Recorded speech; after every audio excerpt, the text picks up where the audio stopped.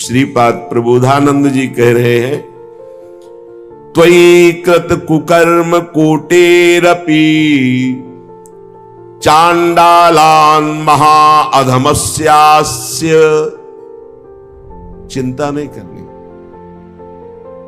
कह रहे यदि तुमसे त्वयि कृत, तुम्हारे जो कर्म है वो कुकर्म कोटेरपि, करोड़ों प्रकार से पापमय ही है,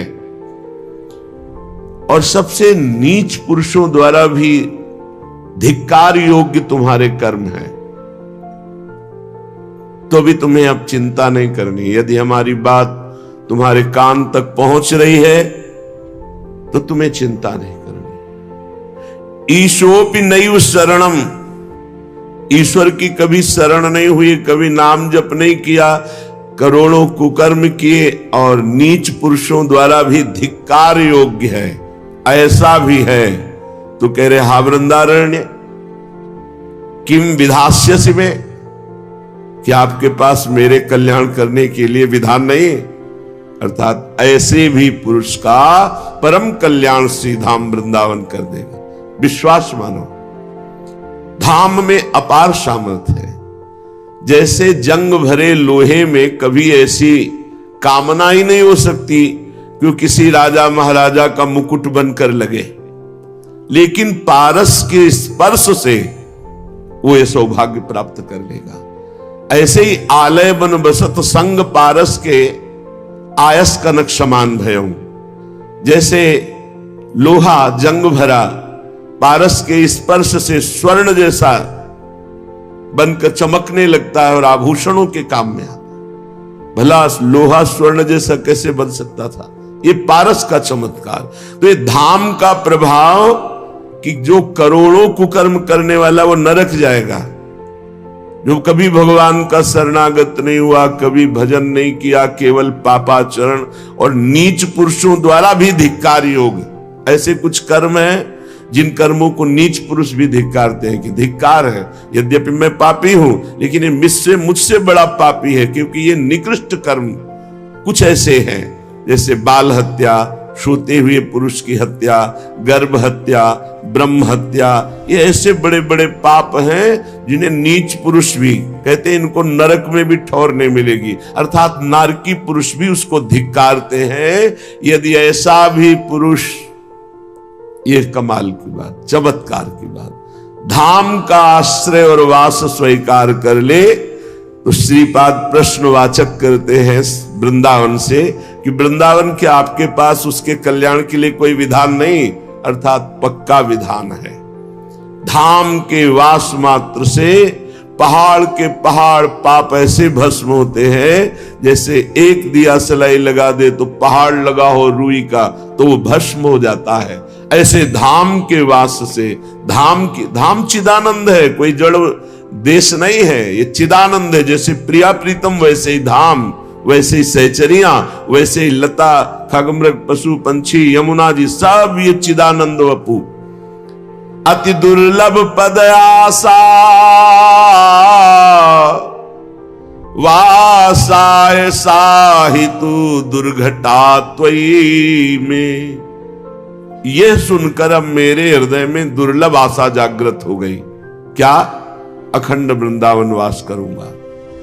जब ये महिमा सुनी कि इंद्रियां जिसकी पापाचरण रत हैं, मन भी पापाचरण रत है, ऐसे गंदे आचरण की नीच पुरुष भी धिक्कार दे, कभी ईश्वर की शरण में नहीं हुआ, कभी चर्चा नहीं सुनी, कभी नाम जप नहीं किया, अगर ऐसा पुरुष भी वृंदावन वास करे अखंड, तो वृंदावन धाम उसे परम पद प्रदान कर देगा, इसमें कोई संशय नहीं।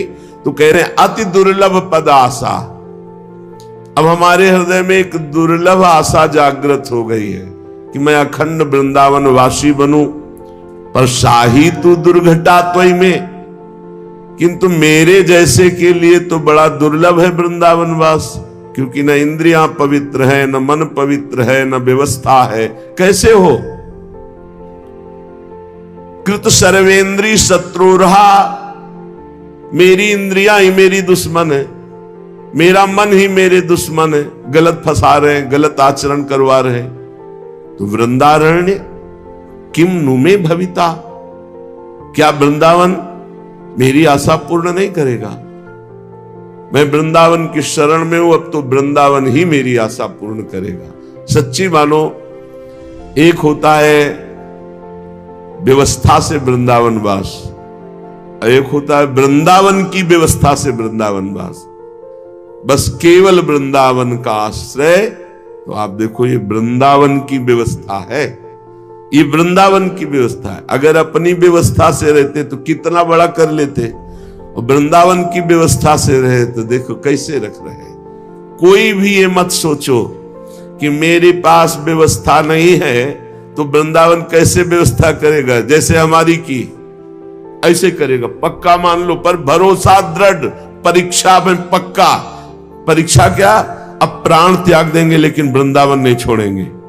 संपूर्णता, जोर से हाथ पकड़ लिया कि अब तुम जाने की सोचोगे भी तो हम तुम्हें नहीं जाने देंगे। ऐसे वृंदावन प्रकटता। ये कोई ना सोचे कि हमारी व्यवस्था नहीं तो वृंदावन कैसे बात। जिनके पास व्यवस्था है उनसे बढ़िया व्यवस्था वृंदावन करेगा। बस धैर्य रखो। किसान भी फसल बोता है तो 6 महीने में तैयार होती, सिंचाई और सब मेहनत कर। आप धैर्य रखो, थोड़ा ठोकरे खाओ, फुटपाथ का सेवन करो, इधर उधर जैसे समय व्यतीत करो। रो हा वृंदावन, फिर जिस दिन सुन लेगा वृंदावन, वो ऐसी भारी व्यवस्था करेगा, कोई त्रिभुवन में नहीं कर सकता ऐसी व्यवस्था। क्या? शरीरवास की व्यवस्था, भजन की व्यवस्था, प्रियालाल के मिलन की व्यवस्था, प्रियालाल के समीप पहुंचाने की व्यवस्था, अनंत जन्मों की बिगड़ी बना देता है श्री धाम वृंदावन। बड़ा कृपालु है।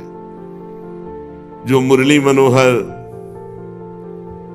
भगवान श्री कृष्ण का आश्रय ले लेता है, अनंत शक्ति, अनंत पराक्रम, सावेद धातु पदवीं परस्य दुरंत वीर्यस्य रथांग पाणे।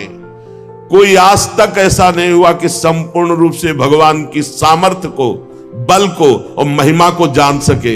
इसीलिए वेद भी स्वयं नेति नेति कहते हैं, नाइति, इतना ही नहीं है। इसीलिए भगवान अनंत महिमा में जो उनका ज्ञान, जो वैराग्य, जो बल, जो ऐश्वर्य, जो प्रेम, वो आज तक कोई था नहीं पा पाया।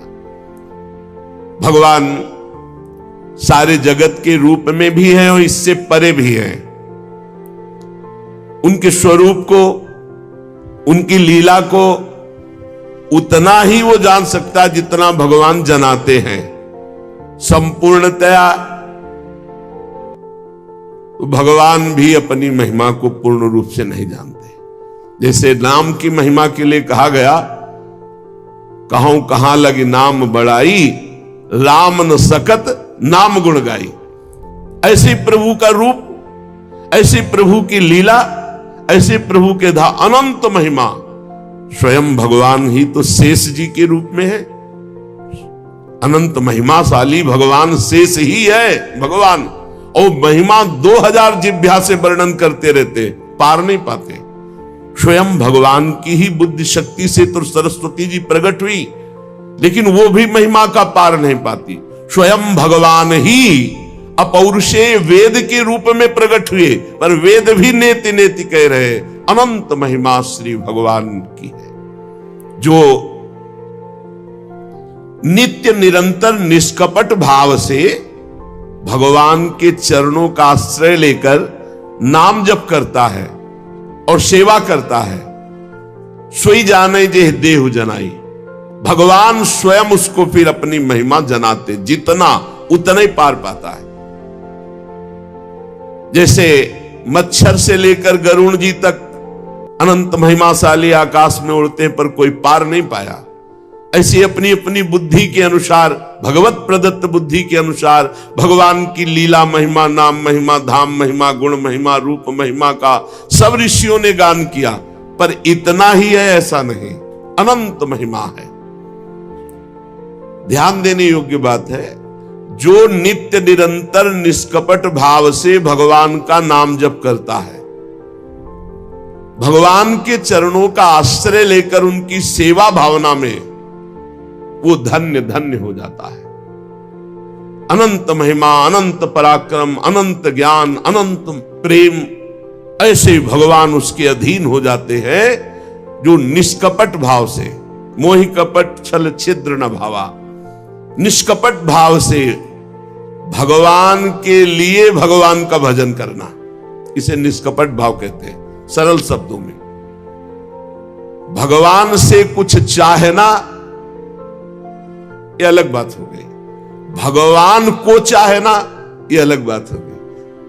भगवान के लिए भगवान का भजन करना, भजन के लिए भजन करना, भजन किए बिना जिया नहीं जाता, भजन किए बिना रह नहीं सकते, यह है निष्कपट भाव का भजन। भगवान के चरणों का आश्रय, निष्कपट भाव से निरंतर नाम जप और उनकी सेवा, इससे भगवान अधीन हो जाते हैं, अनंत महिमाशाली।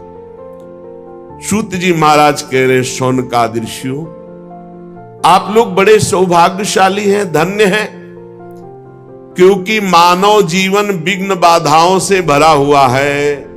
आज तुम मस्ती कर लो, कल मस्ती करने लायक नहीं रहोगे, ना शरीर रहेगा, ना समय रहेगा, ना व्यवस्था रहेगी। बड़ा विचित्र है, बड़ा विचित्र। ये मानव जीवन संघर्ष, विपत्ति, अपमान, दुख, दुविधा से भरा हुआ है। संसार में तुम्हें दुख, दुविधा, संघर्ष से केवल एक बचा सकते हैं, भगवान श्री कृष्ण, क्योंकि उन्हीं से ये प्रचंड माया शक्तिशाली है, उन्हीं की शक्ति से। तो जो अनिर्वचनीय प्रेम भगवान से प्राप्त हो गया, तो ना दुख, ना दुविधा, ना संघर्ष, ना विपत्ति, सब आनंदमय हो जाता है। पर ये प्रेम नाम जापक, भगवद आश्रित, भगवत सेवा परायण, उसी को प्राप्त होता है। तीन बातें खास, भगवान का आश्रय, नित्य निरंतर नाम जप और भगवत सेवा, बढ़िया बढ़िया आनंदमय जीवन हो जाएगा, परमानंदमय जीवन। फिर इस जन्म मरण रूपी संसार के भयंकर चक्र में तुम्हें नहीं आना पड़ेगा। सूत जी महाराज कह रहे, हे ऋषियों, आप बड़े सौभाग्यशाली हैं, आपका जीवन धन्य है। तीन बातें पकड़ लो, पकड़ लो। निष्कपट भाव से निरंतर भगवान नाम जप और दृढ़ भगवान के चरणों का भरोसा, और जो भी कर रहे हो ये भगवान की सेवा, अपने कर्तव्य को भगवान की सेवा, बढ़िया। उसे फिर इस संसार चक्र में, जन्म मरण के चक्र में नहीं आना पड़ता। बैठा लो हृदय में।